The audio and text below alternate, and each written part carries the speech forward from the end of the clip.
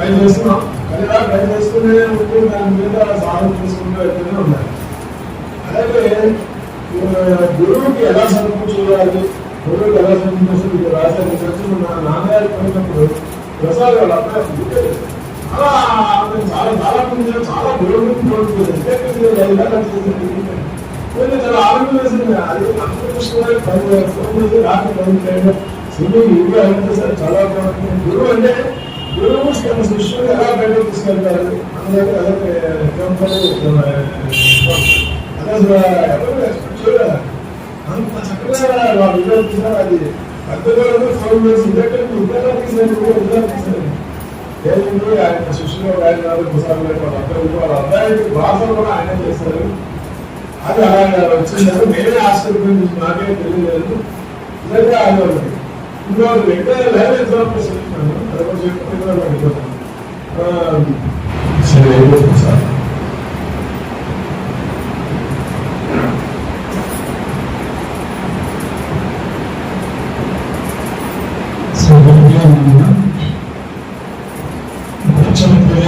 ఒక చిన్న కథ ఉంది. శ్రీపాద దగ్గరికి ఒక శిష్యుడు ఉంటాడు, ప్రియ శిష్యుడు. ఆ ప్రియ శిష్యుడు పంట పండిస్తున్నప్పుడు శ్రీపాద దగ్గరికి బంధం పెట్టుకొని పంట వేస్తాడు. ఆ సంవత్సరం అందరూ పంట పోతుంది, ఇతను పంట పండింది, చాలా బాగా పండింది ఇతని పంట. వెంటనే పరిగెత్తుకుంటూ వెళ్ళి గురువు దగ్గరికి వెళ్ళి నా పంట చాలా బాగా పండిందండి, నేను చాలా సంతోషంగా ఉన్నాను అని బాగా దండం పెట్టగానే శ్రీపాద ఎప్పుడు ఏం చెప్పారంటే పంట అంత కోసం అంటారు. అంటే పంట పోయింది, నా పంట బాగుందని చెప్తుంటే పంట కోసం గురువుగారు అంటారు అని భార్య దగ్గర చెప్తారు. గురువుగారు పంట కోసం అన్నారు అని ఆవిడ బాగుపడతారు.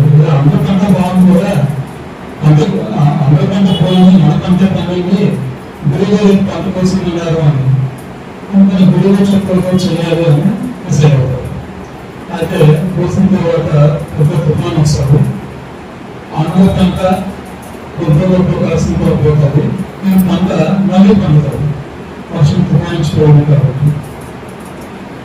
ఈ కథకి నాకు కొంచెం సంబంధం ఉంది. ఒకప్పుడు సాఫ్ట్వేర్ యూనివర్సిటీ బాగా పరిశోధన టైంలో నాకు సాఫ్ట్వేర్ జాబ్ వచ్చింది.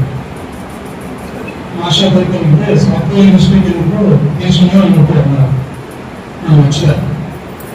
అందరు నా స్టూడెంట్స్ అనుకో పెద్ద పెద్ద జాబ్స్ చేస్తుంటే నేను చిన్న సర్వీస్తో ఉండాలని బాధపడ్డాను. తర్వాత ట్రై చేస్తూ వచ్చాను. సరే పెద్ద కంపెనీ జాబ్ వచ్చింది. మా షాప్కి దర్శనం అడిగారు, నేను వెళ్ళిపోతున్నాను చెప్పాను. అక్కడి నుంచి బాగా నడుస్తుంది. అదే ఏ వాళ్ళకి వచ్చిన ఆశ పడుతున్నా వచ్చాను చిన్న పొందేవాడు.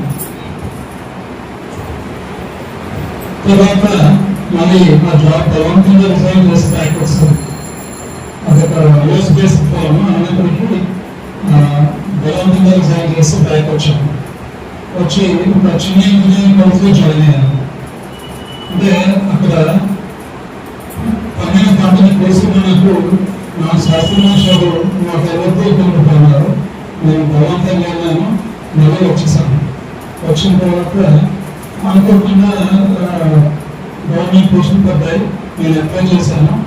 అప్లై చేసి ఇంటర్వ్యూకి వెళ్ళాను. ఇంటర్వ్యూకి వెళ్ళినప్పుడు నేను అందరితో కలవను, నా పని చూసుకుని వచ్చేస్తాను. అంటే నాతో పాటు ఇంటర్వ్యూకి వచ్చిన వ్యక్తి నా ఫోన్ నెంబర్ తీసుకున్నాను. నేను ఆయన ఫోన్ నెంబర్ నేను తీసుకోలేదు, నా ఫోన్ నెంబర్ ఆయన తీసుకున్నాను. నేను తీసుకోలేదు. అక్కడ కొన్నాళ్ళు అయింది. నాకు ఫోన్ చేసి జాబ్ వచ్చింది, మనకు జాబ్ వచ్చింది, మామూలుగా జాయిన్ అవ్వాలి అన్నారు. జాయిన్ అయ్యాం. ఆ తర్వాత తెలిసిందంటే ఆయన మాజీ క్యూరియాసిటీ. సో మనకి ఎట్నుంచి కనెక్షన్స్ అవుతాయి, ఎట్నుంచి సర్చ్ చేయబడతాయి. సో ఆ కథకి నాకు సంబంధంగానే ఎప్పుడు అనిపిస్తుంటారు. మరొకటి పెద్దలందరూ సర్వీస్ చెప్తున్నారు. మా స్వంత రోజు మనకు అర్థమైనట్టుగా మనకు అర్థమైన విషయం కాబట్టి మనకు అర్థమైనట్టుగా సర్వీస్ గురించి ఒక పదం చెప్తారు. రోమియో నందుకి ఆ బాటల్ ఉన్న నందుకి ఆ లేబర్కి ఏంటి సంబంధం? ఏం లేదు, ఆ పేరు ఉందంటే ఆ లేబర్కి లేకుండా మందుకి సంబంధం ఎలాగో మనం సర్వీస్ చేసినప్పుడు సేవాభావంతో చేయకపోతే ఆ లేబర్కి మందుకి ఎంత సంబంధం ఉంటుందో మనకి సేవకు అంతే సంబంధం ఉంటుంది. చూస్తాం.